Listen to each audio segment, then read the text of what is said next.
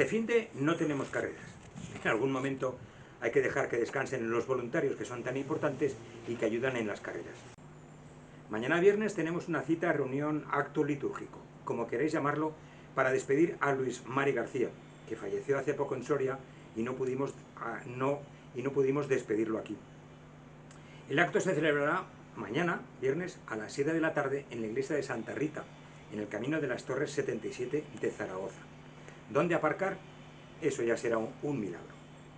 Jesús Vaquero, presidente del Real del Club Circuito Guadalupe, sacó unos minutos de tiempo para charlar con Aragón Racing. En la entrevista hablamos del pasado y del presente del Premio Ciudad de Alcañiz en su circuito urbano. Su objetivo, que Alcañiz se convierta en un museo vivo de las carreras. Y de Alcañiz y su circuito urbano, donde toda una población se involucraba en su fin de carreras, trata mi reflexión en Desde la Grada. Gracias a la memoria de Paco Arnal y de Fernando Villarro, padre, se va rellenando la sección de podium, en rallies y autocross. Pasaros a verla y seguro que se os ocurren nombres que faltan. Sé la cantidad de periodistas frustrados, como yo, y aficionados del automovilismo que tenemos en esta tierra. Y como no pueden satisfacer su afición por el periodismo, desde aquí invito a todos y todas que queréis echar una mano a esta web, lo hagáis.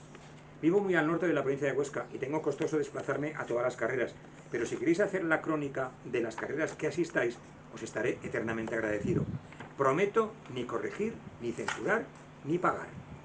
Me han preguntado por qué hago los sumarios los jueves, porque han pasado 3 días del fútbol y faltan 3 días para el fútbol. Y ya está, en fin, nos vemos en las carreras, si no nos vemos antes por la calle o este viernes en Zaragoza. Un abrazo.